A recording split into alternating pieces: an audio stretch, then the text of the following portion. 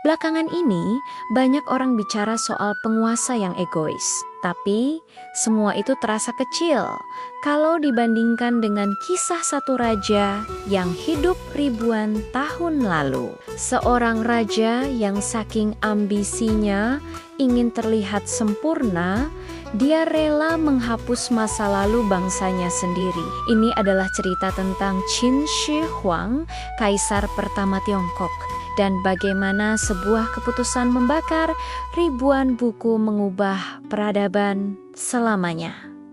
Mari kita mulai dari awal. Qin Shi Huang naik tahta di usia sangat muda dan hidup dalam dunia yang kacau.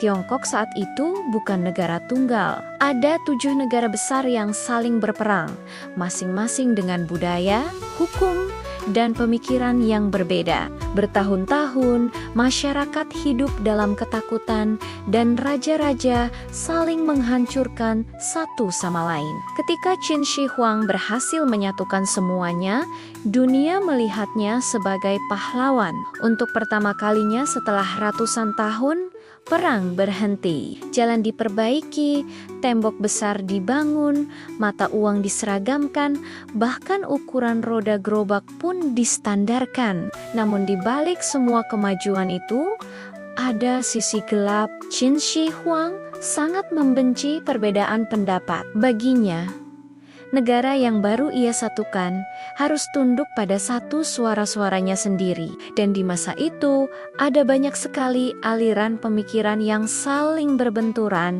Konfusianisme yang menjunjung moral, legalisme yang mengutamakan hukum keras, Taoisme yang menganut keseimbangan, dan masih banyak aliran lain. Rakyat bebas membaca, berdiskusi, menulis sejarah, dan mengkritik penguasa lewat cerita. Dan di mata Qin Shi Huang, kebebasan itu ancaman. Ia mulai curiga, bagaimana jika buku-buku itu membuat rakyat membandingkan pemerintahanku dengan masa lalu? Bagaimana kalau mereka memuji raja sebelumnya dan merendahkan aku? Dari rasa takut itu, lahirlah sebuah keputusan dramatis.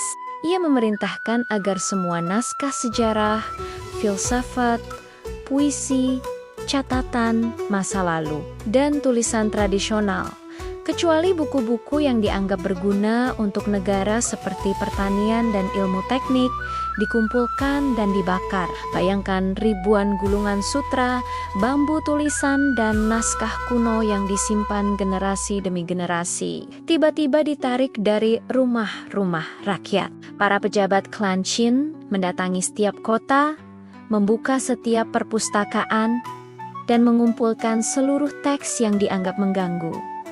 Lalu, di pusat kota, api besar dinyalakan. Tumpukan buku dilemparkan ke dalamnya.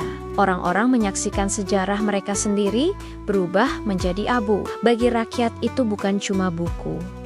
Itu kenangan, itu ilmu, itu masa lalu bangsa. Tapi bagi Qin Shi Huang, jika tak ada catatan lama, maka hanya aku yang menulis masa kini. Dan yang menolak perintah itu, nasibnya tragis. Menurut catatan tradisional, puluhan cendekiawan yang menyembunyikan buku atau mengkritik kebijakan ini dihukum sangat berat. Beberapa bahkan dikubur hidup-hidup. Peristiwa ini kemudian dikenal sebagai pembakaran buku dan penguburan cendekiawan, sebuah simbol dari bagaimana kekuasaan bisa bertransformasi menjadi ketakutan yang merusak. Ironisnya, tujuan Qin Shi Huang adalah menghapus masa lalu, tapi justru tindakan inilah yang membuat namanya diingat selamanya, karena para penulis yang hidup setelahnya mencatat tragedi ini sebagai peringatan bahwa ketika seorang pemimpin berusaha memonopoli kebenaran, sebenarnya dia sedang menunjukkan kelemahannya yang terbesar. Dan sejarah pun berbicara. Meski ia membakar buku, meski ia menghancurkan pemikiran berbeda, ilmu pengetahuan tidak pernah benar-benar hilang. Rakyat menyimpan naskah secara Diam-diam, beberapa keluarga menghafal isi buku sampai generasi berikutnya. Ketika dinasti Han naik memerintah setelah Qin runtuh, banyak ajaran itu hidup kembali. Pada akhirnya, keputusan Qin Shi Huang bukanlah kemenangan, justru bukti bahwa pengetahuan lebih tahan lama daripada ego seorang raja.